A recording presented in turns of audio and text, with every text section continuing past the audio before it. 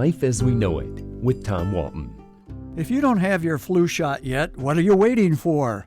We're now officially well into the flu season, and I promise you there are few realizations less pleasant than suffering with the flu and knowing you could have avoided it. We're all about public service here at WGTE, so today let's examine the reasons you might offer as your explanation for not getting the flu vaccine. Let's acknowledge the most obvious excuse. It hurts.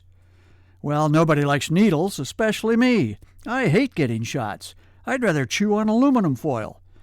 But administered by a competent nurse or pharmacist, a flu shot is as close to painless as an injection can get.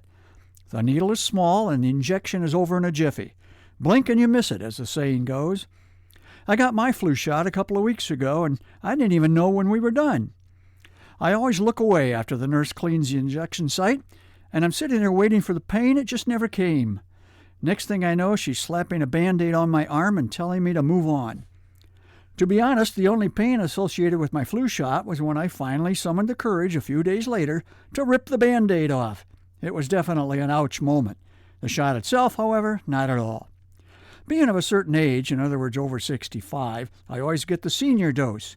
Flu can lead to other bad stuff in older folks, so I want the highest level of protection I can get. Which leads me to another excuse often offered up by those who don't get a flu shot.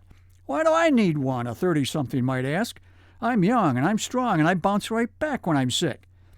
Well, I remember getting the flu in my 30s when I was young and strong, and I don't recall bouncing right back, at least not without a lot of misery first. Okay, so what about the cost? Money's always a good reason to avoid something, right? Maybe you know someone who has to pay for his or her flu shot, but millions of Americans' health insurance covers the cost for them.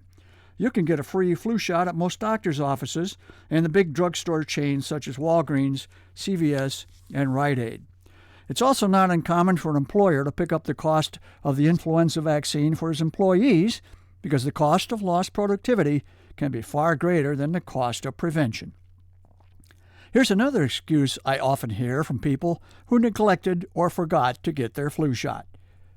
You know, I didn't get the shot last year and I didn't get the flu.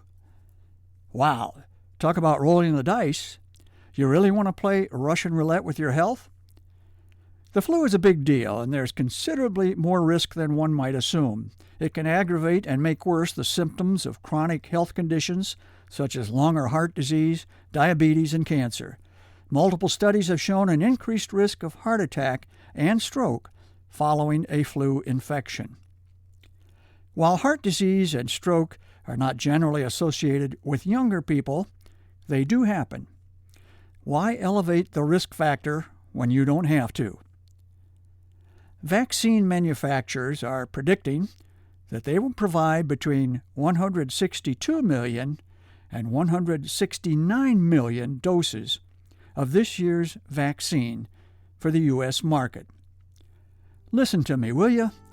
Make sure one of them is yours.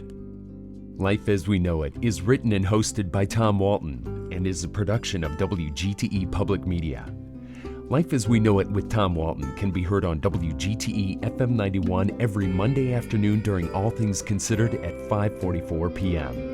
Or hear past episodes at WGTE.org/life.